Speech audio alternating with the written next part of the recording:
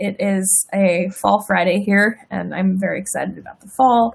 So welcome, everybody. As you're signing on, let us know where you're watching from. Let us know how it is today where you are. Are you healthy? Are you safe? Those are all the important questions these days. Today I'm here with Dr. Cynthia Young. Thank you so much for joining me. And we're going to be talking about some pretty cool stuff today. We're going to be talking about what she does and her course and her recent TED Talk, which I'm very excited about. So if you're here, let us know, say hi. If you're watching later, if you're watching the replay later, let us know and say hello. And cool. So the question that I start everybody out with is, how do you take your coffee? So we're going to ask Cindy that in just a minute. But for those of you in the audience and for those of you listening, we have the chat here. Let us know how you take your coffee. Today, I'm, as per usual, drinking, there's this small cafe near me called Coffee RX. And I feel it's really important to be helping small businesses these days. And so I almost every morning get a lavender oat milk latte from them, which I absolutely love. So that's what I'm drinking today. Cindy, how do you start your day?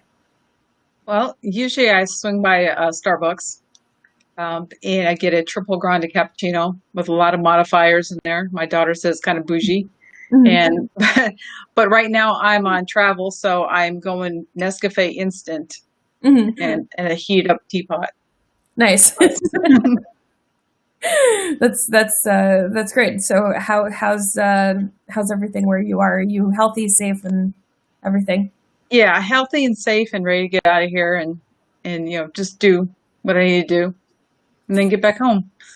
Yeah, no, I feel you. So you recently, so you're the founder of CJ Young Consulting LLC, a knowledge management consulting firm, and a curriculum developer, instructor with Leidos, a defense contracting company. After 23 years of service in the Navy, you became a defense contractor. Between practicing knowledge management in the military and as a contractor, you continue to press that having a knowledge management mindset supports overall organization health. And that's what your TED Talk is about. It's called What You Know Comes From Where You Sit. Somebody saying hello here. Hi, Israel. Let us know where you're watching from. I love to know where people are watching from. So let us know. Tell us a little bit about the TED Talk. And you did that during COVID. So I'd love to hear a little bit about that experience. Yeah. Well, and let me start out by saying I couldn't have done it without your course. I took your TEDx Happy Hour course. It was great. It really prepared me well for this TEDx talk. And so I got in with TEDx Beacon Street. And I wanted to get the word out about a knowledge management mindset because I think it's so important that organizations and people in general have a knowledge management mindset, that they're open to sharing and transferring knowledge, and that they don't want to hoard it and keep it themselves, because you can't get better as an organization or a person if you just hoard information and hoard knowledge. So, I focused on, it was now that I'm on the spot, I can't remember the gentleman's name, but Maslow, his law was where you stand is where you stand is where you sit. Basically, in bureaucracy and government, is the higher up in the food chain you are, the more that you do what the boss tells you to, because that you want to keep your job. But my take is where you stand, or what is where you sit, is basically, if you're more senior, you tend to get more knowledge, and more things are going on. So you need to share it with people below you. And I talked about the fact that you have higher rates of attrition, you have less trust and less feelings of inclusion in your company. So if you see a lot of people walking out the door in your company and just saying that they got a better offer, and you have a lot of people unhappy in there, it may be because they don't know what's going on. And it may be up to you as a leader to share with them what you know. Simple stuff like what happened in a meeting, or what's the plan for the next year at the company. That's great. And it's something that a lot of people take for granted, right? Especially near the top, that they can see the company holistically, right? And they may think that maybe the people below them don't need that information, or they kind of take it for granted that they don't want that information, or whatever the case is.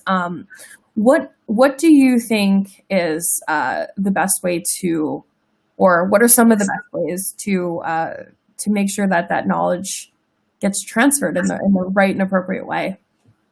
Well, you can mentor, or you can have something as simple as a weekly meeting to catch up with what's going on, even in a virtual context.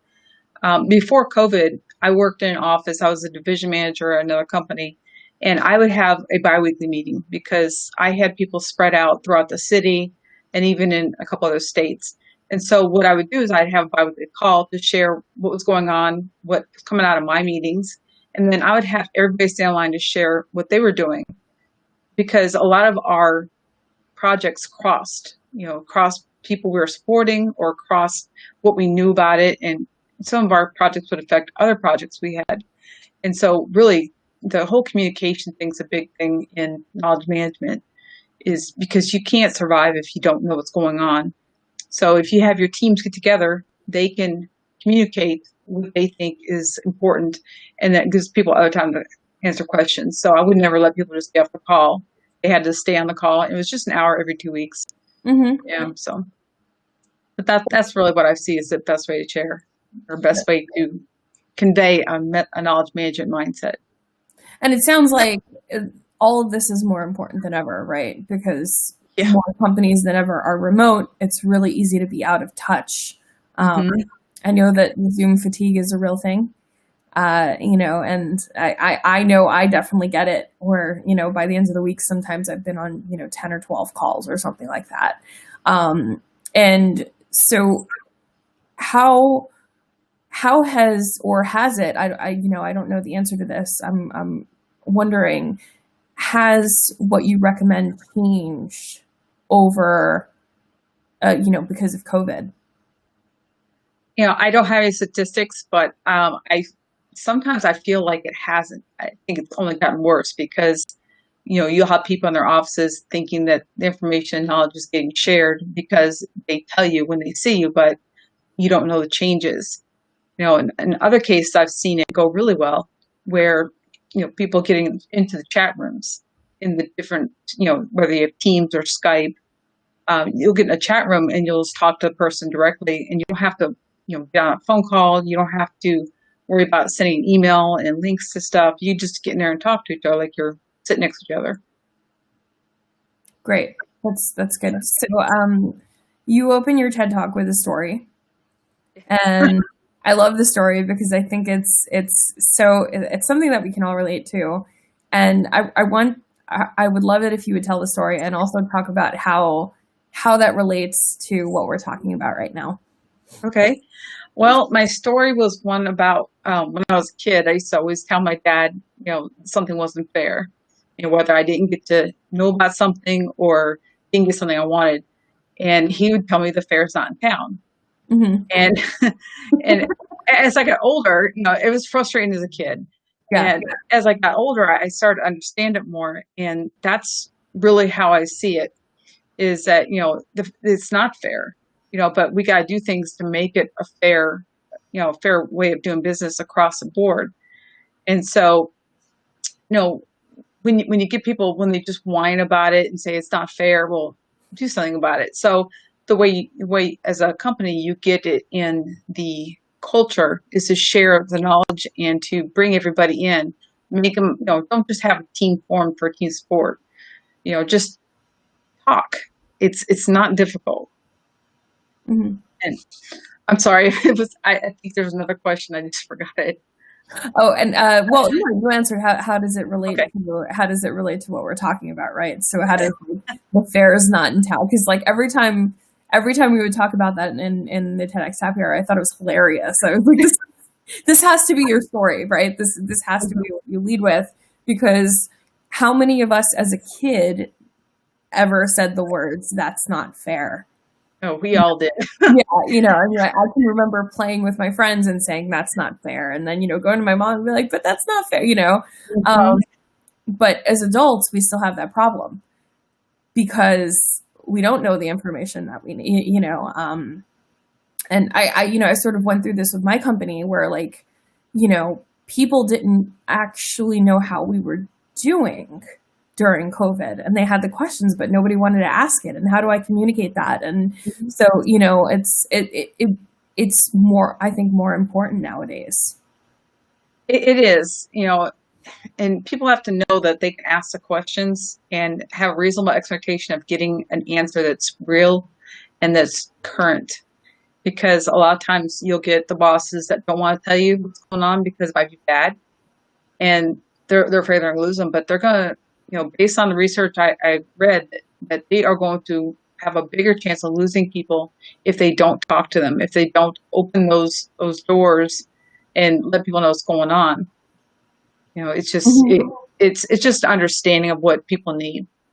So, what's your advice for maybe the worker who has a boss who isn't so forthcoming, or maybe they're afraid to ask, or whatever the case is? What's your advice to somebody who's in that situation? And I've been in that situation before. So what I did and what worked for me is that I asked to make some time with the boss.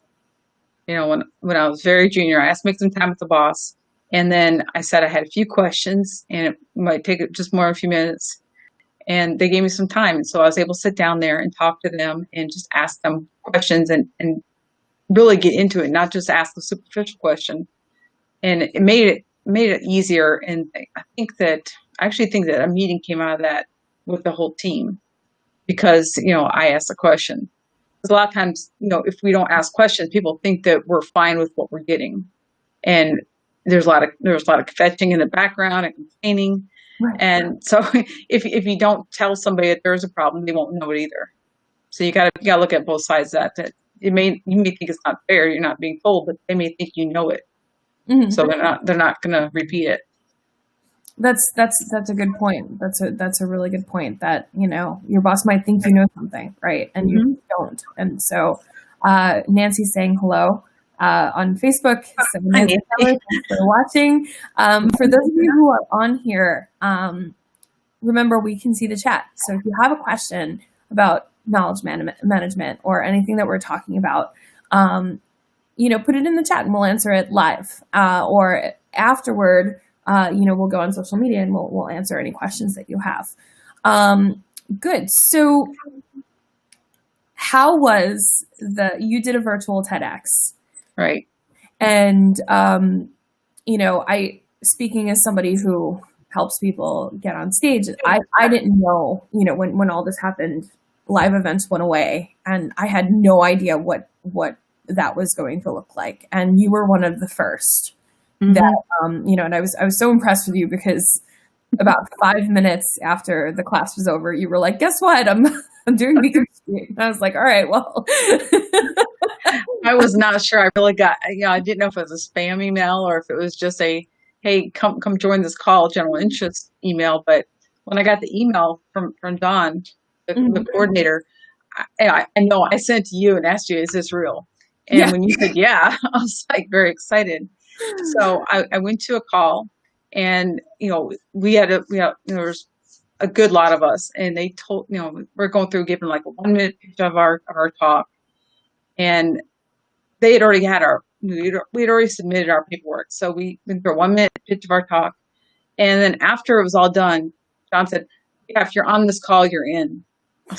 Wow. Okay. So now what? So it went a couple months because, he's working with the people, first come, first serve, basically to get everybody their time to make the best talk of their lives. And, so I was writing my talk and I had written just maybe about 5 minutes worth, because I think it's 4 to 18 minutes is what the boundaries are. So I didn't really want to have to memorize that much. And in a virtual setting, the benefit is you don't have to memorize it. But as I was practicing, I was memorizing a lot of it. But I wish I had the picture I could show you. But and if anybody's interested, I think it's on my LinkedIn. I know it's on my Instagram. But It's a little ladder. It's a moving box. It's a laptop with a teleprompter app up on it, and I had a ring light and my cell phone. And it was standing in one of my spare bedrooms by a curtain, hoping that I could get this done, because I'm really shy to do this in front of people in my house. I'm not afraid to talk in front of a group, but in my house, they mean the most to me, so I don't want to mess up. And it took me 4 hours to record, like a little under 5 minutes. Yeah, it takes a long time. And so I did this, and then I had to send it off. And that's a challenge in itself, because it was a rather large file. I think it was over 2 gig. And then once I got that, pro tip, use Dropbox, just send them a link. It's all good. And then they produced it. They put a lead on it, and for the TEDx Beacon Street intro, which was so cool. That was unbelievable, seeing that TEDx little bouncing red lines go across, and then seeing my name in the letters, looking at that, going, I did a TEDx talk. I'm so thrilled.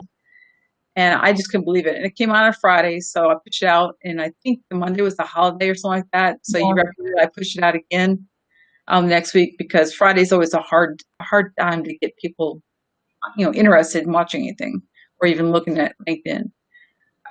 But that talk is just unbelievable. And I didn't kill any records, but I have almost 4,700 views of it on YouTube, and I don't know what it is up on a TED site, because the TED site has a different counter. Yeah. So I don't know what the count is on that. But so I love that you said this, and I want to commend you for it, because people don't realize what goes into this kind of thing. 5 minutes took you 4 hours to record. Yes. Right. And that's right. That's, if you would have said, well, it took me 5 minutes to record that, or, I would, but the thing about TED is that talk is an investment in yourself, right? It's an investment in the future of your knowledge and your expertise, right? And so even though you're doing it virtual, you still put in the work comparable to what you would have done if you had done an in-person talk. Yeah, and I took PTO to do that at home. I told my boss I was doing it, and he's like, okay. So I took 4 hours of PTO, and it was on a Friday, so I worked ahead a couple hours, just in case I need more time. And I also thought about branding while I was doing it. So I wore a purple sweater, because purple is my color. And it's one of my main colors of my brand. I have 3 different shades of purple. Yeah. So I wanted to make sure that I was kind of putting out that subliminal message out there as well. But it's such a great thing, and I want to do it again. But this time I want to memorize it 100%. And I'd really like to be on a stage one day doing it. Because I don't know anywhere else in my house I could do a talk. I mean, my husband and I have 4 cats. And I had cats scratch at the door, so I had to wait until they stopped scratching. I tell them no. And it's almost like having a toddler in the house. That's hilarious. It's funny, because I have a Mr. Moodle who likes to come and interrupt things at the worst possible times, and so I know the struggle of having cats scratching at the door as soon as you're doing something important, right? Yes. So but it's life, and I think that and the great thing is one day in-person events will come back. Yes. And you'll be able to do an in-person event, or nowadays I'm seeing a lot of these pop up where they are in person but they're audience-less. Yes. And so, like the sporting events. Yeah, exactly. So it's you do get the in-person video, and even though you recorded it at home, you still get the TED branding on it. You still get you get all of that, right? So that's it's still valuable to do. And look, you got close to 5,000 views. That's exciting. I can't believe I had that many people looking at my video. Yeah. And I had a couple people feedback to me that they really liked the message. And I had one person I used to work with back when I was at my last company, and he's a big proponent of knowledge management. And he told me how much he believes in Miles' Law as well. So that was really good to hear that come from somebody I appreciate, that they took the time to read it. And then he also went out and shared it and said something really good about it. And that was really great. The only drawback of that is I got some spam on my YouTube. Had some porn spam, people and I kept blocking the reporting and everything. And finally it got held off, but I'm sure it happens to most people. Yeah. Stuff out there. It's ridiculous. Unfortunately, these days on YouTube that happens, but you got some really great feedback, and I would venture to say that you probably got 95% of the benefit that you would have had from an in-person one, except for the fact that you just weren't standing on a stage, right? Yeah. So yeah, it was great. I didn't have to spend any money to travel either. That's a benefit I think about every time I speak at a conference online or I speak on a panel online, is that I don't have to pay to travel, but I like to travel, but then I don't have to sit in the networking events, which I'm very happy not to. Yeah. It's introvert life. I'm the same way. I have to like gear myself up to go to an in-person event these days. And I don't know how it is where you are, but in New York, we just started 25% capacity indoor dining, and we have this outdoor dining. And I've been out twice, and both times it was like, oh God, what do I do now? I've been alone for 6 months. Well, my husband, he's an extrovert for sure, and I, since I'm on travel, I asked him, "Are you going to go out this weekend?" And he's like, "Yeah." I'm like, "Oh, I wouldn't. I would love to stay home by myself." He goes, "Yeah, that's you." And I love it. That's my relaxation, is sitting by myself and just nerding out, working on my business and, maybe occasionally watching a Hallmark movie every now and then. Yeah. Nice. So, but, and Beacon Street, of course we know several people that have given Beacon Street talks, in the recognized expert community that we're in. Dory Clark has given there, and Ron Crucci and Robbie Samuels. I did one of their salons, and the salons are, they're satellite events. So, a TEDx event has one main stage a year. And then if they want to have more events, they call them salons. And it's funny, one of the VPs at Netflix added me on LinkedIn a while back. And I was like, oh, that's cool. All right, cool. And she sent me a message and she was like, I'd love it if you'd watch my TED Talk. And she had given it at TEDx Beacon Street. Oh, and it had like 8 million views, and it was this really great TED Talk on diversity, and and I was like, wow, I feel like all roads lead back to TEDx Beacon Street in a way. Well, and I watched, before I record mine, I did the research. I watched yours, I watched Ron's, I watched Robbie's, and I watched a few others, and that really helped me to try to understand, the posture you should have, and I just haven't figured out how to do the arms thing. What do I do with my arms, especially when I'm speaking and I can't see anybody? Yeah, because that's always a challenge. Giving webinars and doing that talk was just a challenge. I mean, I can't see reactions of people. Right. It's a little bit like shouting into the void. I find that's what I find about the live is interesting, is that you just don't know. You don't know who's watching. You don't know what their reactions are unless they speak into the chat. And we have Jenny Fernandez who says, "How was the TEDx transition to virtual?" So we have some extras watching. This is good. Yes. So Jenny has that question. Yeah. Well, I didn't do the TEDx on stage, so virtual is all I know. But it was fun. I mean, again, seeing the TEDx banner go across my video, it was just amazing.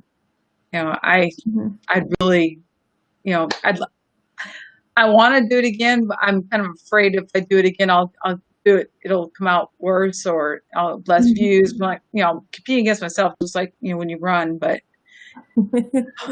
I really, it's worth it. It definitely is worth it. Yeah, no, I agree. And the other thing that I think your talk exemplifies really, really well is that, you did a 5-minute talk, And I believe so did Robbie, right? Robbie Samuels did. It was 8. Yeah. Yeah. Really short. But short talks can be super effective, and you really packed a punch in those 5 minutes, right? We walked away with something actionable. We walked away with your message. We have a clear idea of who you are now. The social proof that you have is just, unparalleled. And, you didn't go on for 12 minutes. You didn't give 5 minutes of information in 12 minutes. You gave 5 minutes of information in 5 minutes. Yeah. I wanted to part of me wanted to get on the stage and get off. But another part of me wanted to make sure that I spoke clearly and enunciated the right words. And then I wanted to make sure people understood, because a lot of times the people that are watching it may not even know what knowledge management was. Right. And so it's, hi, Jenny. So yeah, it's a challenge, but I've gotten pretty good over the years talking in short bursts. Yeah. It's good. And I think it's kind of meta, right? Because you delivered the knowledge really succinctly, and that's what you do, right? So yes. The whole point of it. So it in a meta way, it was a testimonial to you. So congratulations on that. So tell us a little bit about the course, because I think there's a lot of synergy between the talk, the course, and everything else. Tell us a little bit about your latest venture. Yeah, and that was great timing for my TEDx, because my TEDx got released on September 4th. And I kicked off my pilot course because I'm building a course called Beginning Your Knowledge Management Journey. And so I started the small pilot course. It started at the end of August. And what it is it's basically focused on introducing people who are either starting off their knowledge management career or just interested in it, because it affects change management, communication, project management, all those things people need to be able to talk to each other about and share knowledge of their processes. So that course, it was 5 weeks long, the pilot course, and it went really well. I got a couple good testimonials, and so once I get good about my website, I will post that. And I'm looking at releasing a full version with a workbook and with more Zoom calls, because I also offer advising. I don't call it coaching because I'm not a coach by by certification or trade or anything like that, but I have enough experience in knowledge management. I feel comfortable talking to people and trying to bring them to where they can look at solutions. Those are once a week. Kind of like Dory's group, the Facebook group. I'm trying to kick it off, but I had 2 people, or the big course or the small course, I had 2 people join it, and then the others didn't want to because one was not into politics, didn't want to speak about politics, so they didn't do it. And it was just, I was fine with that. Got a little bit of conversation going there, but, build the course, and then the full course, I'm hoping to have it out in January of 2021. So just a few months away. And, there's a lot that goes to it because I don't do PowerPoints. I do videos, and because nothing's worse than death by PowerPoint. And I don't like writing them. And I know people don't like to sit there and watching them. So, I do videos. So I'm probably gonna have to get some professional support with that, because my videos are done at my dining room table. And I got the cats walking around. I have cats getting on the table, and they know they're not supposed to be there. And I got my little ring light. So it's in my green screen. So I know what I want to say, what I want to do. I just need it to look a little more professional. Sure. So I'm doing that. And then I'm also doing an audio course. And I haven't figured out what to call it, but that's going to be just seven lessons, about 10 minutes each lesson, about knowledge management. Similar to a podcast where people can listen to it bits and pieces as they travel. And I got to wait till I'm back home, because the ambient noise here in my hotel room is not quite what they want for background noise. So yeah, so you're just via Knowable, I guess. Yeah. And so I'm working on the scripting right now. And, just hoping that goes well. I think it'll be good if people are interested in it. Amazing. So who is your course for those that are listening, and for those that come later, who's your ideal student? Well, I'm going to talk to you about as business to business and business to consumer. But in the business to business aspect, my perfect student would be a group or team and organization where they want to learn how to manage their knowledge better within their own company. And I focus more on the human side of it, the human-centric aspects of it rather than technology, because there's an app or a program out there to just about anything. It's really, what works with other systems. And I'm not going to have any trouble with systems unless you hire me as a consultant to come in and talk to you about what your objectives are.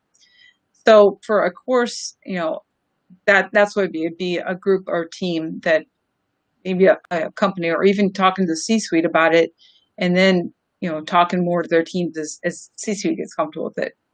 On the business to consumer side of it, it would be a person who wants to better their position as a knowledge manager, or who works with knowledge, and maybe their bosses are all focused on the information management side of it, and they want to learn more about the traditional side, the Secchi cycle of socialization, externalization, communication, and now I forgot to tell you what I is for, but it's a cycle of the experience that you have, as well as the written down knowledge, the tacit and explicit knowledge of how to convert it back and forth.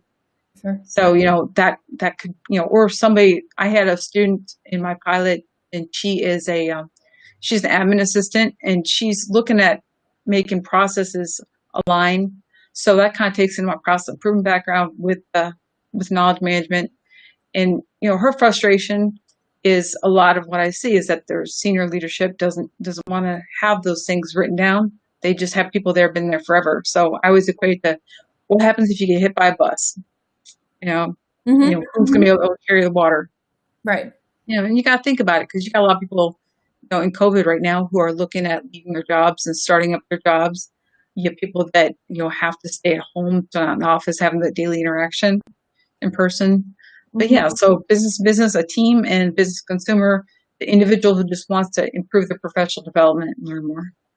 I love it. Yeah. And that's great. So how can people get in touch with you to, get an advance notice about the next cohort? They can just email me at CJ Young at cjyoungconsulting.com, or they can hit me up on my LinkedIn, and or DM me at Instagram. Any of those ways are great. Cool. And I'm putting your email up there. Yep. So awesome. So what should I have asked you that I haven't asked you today? Oh goodness. Well, how long am I going to do 2 jobs? Because I work. You're going to do 2 jobs. Yeah. I'm working my full-time job for Leidos. It's a great company. But I just, one day I want to, take CJ Young Consulting further and do more. And I'm going to have to give up my days for that, to be able to do that. But right now I don't feel comfortable doing that. Obviously I'd have to have a lot of people with a long term to be able to get some money coming in the door. And a lot of times you don't hear people talking about 401ks. And that's something my husband and I have talked about a lot, is that I have a great 401k. And the moment I stop working for Leidos and start working for myself, that 401k goes away. Yeah. But yeah, I hear you. It's hard to make. So when I became an entrepreneur, I was not making very much money. I was doing every odd job in the book. I was a musician, and so I have complete, and I didn't have a lot to lose. Let's just put it that way. So I was probably making 15, 20 grand a year in New York. I was broke. I was all these things. I sort of didn't have a lot to lose in the risk. But for people who have these great corporate jobs, these 401ks and things like that, it's kind of amazing that anybody leaves their job. Yeah, I'm just thankful. I'm retired Navy, so I have that medical with me forever. Like $25 a month copay with TRICARE.